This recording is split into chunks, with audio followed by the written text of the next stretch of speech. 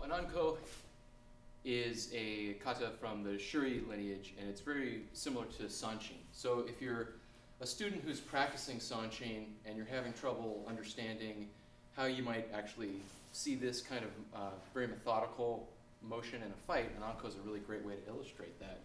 Because in this kata, we have these motions here, both of which are basically the same blocks and punches that we have in Sanshin.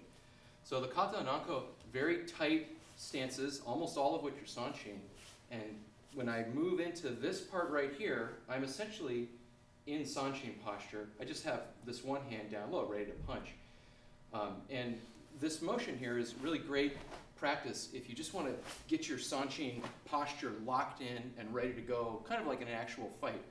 When you make this turn, I'm kind of chambering here to facilitate the turn and the sinking of my weight into a forward position. I don't want to turn and be back this way, which is really easy to do if you focus too much on what my feet are doing.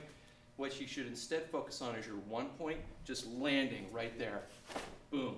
Everything is locked into my Sanshin block here. I'm squeezing here, I have good posture here, and my one point is right here.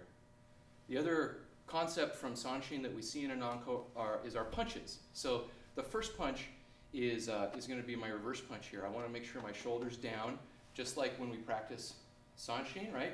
Shoulders don't move. Here, here. As much as possible, keep this in.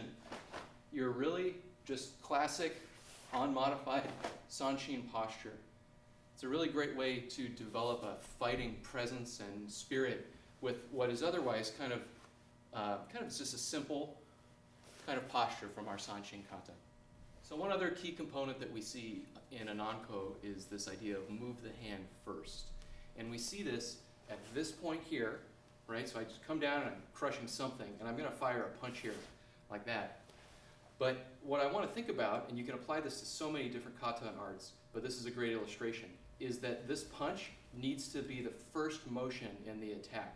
I'm not drifting forward and then lunging.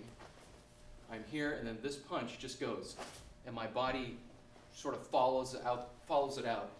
The idea being that this is a very close range punch, and I need to practice on delivering my power within a couple inches. So the punch is going to just ride out just like this and hit there. I'm not doing a full lunge, very tight. And to make that happen, I move the hand first.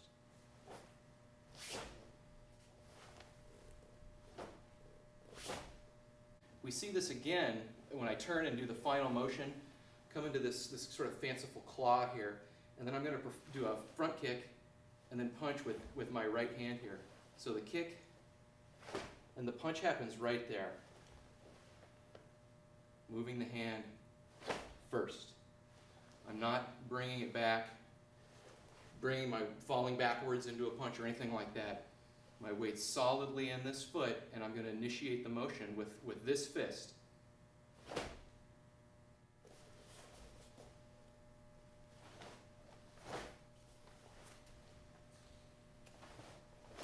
So another simple concept that we see in Ananko but should apply to all areas of your practice.